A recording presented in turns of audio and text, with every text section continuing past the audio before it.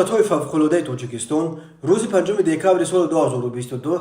با نشر یک آگاهی مخصوص ساکنان و مهمانان جمهوری را در جریان گذاشت که بنا به پیشبینی هواشناسان تا روز 9 دکامبر در تاجیکستان حرارت هوا سرد شده، در وادی‌ها ریختن باران‌هایی که به برف تر مبدل می‌شوند و در ناحیه‌های کودامن و کوهستان برفریزی شدید پیش بینی کرده می‌شود. بنا به پیشبینی اگنتی هواشناسان تاجیکستان در این روزها حرارت هوا در وادی‌های جمهوری به حساب میانه همگی 5 درجه گرم خواهد شد. شرکت IRS که مسئولیت نگهبانی شورای دوشنبه خوجند چنوق را به عهده دارد، سوی 5 دکامبر خبر داد که در این راه از کیلومتر 10 تا 73 علاقه بارشات پرشدید برف سر شده است. وابسته به این تازه نمودن راه از برف و کارکرد آن با مواد ضد لغزش تمام شب عملی گردیده، حال حرکت نقلیات به غیر از فوره و اتومبیل‌های بارکش امکان پذیر است. موقتا محدود کردن گزارش فوره و اتومبیل‌های بارکش یبکدار به آن خاطر است که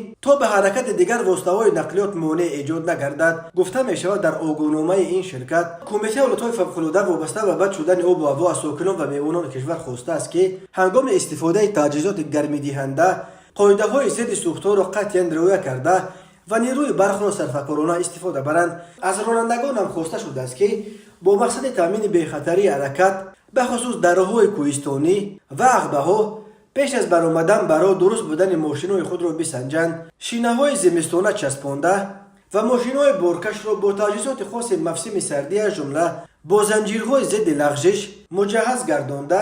درست بودن